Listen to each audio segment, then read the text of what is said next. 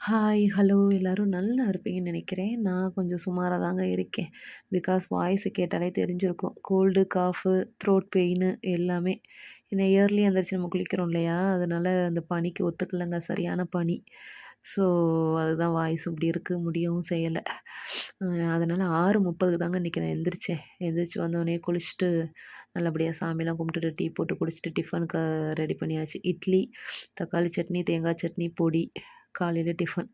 அப்புறம் மதியத்துக்கும் சமைக்க ஆரம்பிச்சுட்டேன்.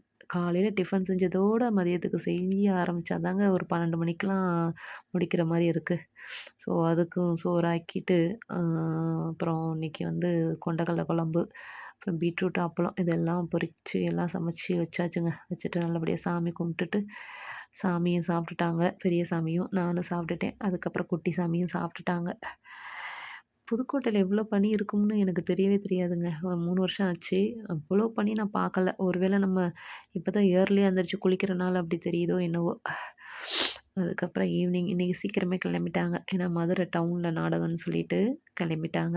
நாங்களும் ஈவினிங் போல டீ, முகிக்கு பால் எல்லாம் போட்டு குடிச்சிட்டு கொஞ்ச நேரம் அப்படியே உட்காந்துருந்தோம். கரண்ட் வேற போயிருச்சு. ரொம்ப நாளைக்கு அப்புறம் கரண்ட் போயிருந்துச்சு இங்கே. ஸோ அதுக்கப்புறம் முகிக்கு சாப்பாடு ஊட்டிட்டு நாங்களும் தூங்க ரெடி ஆயிட்டோம். Thank you.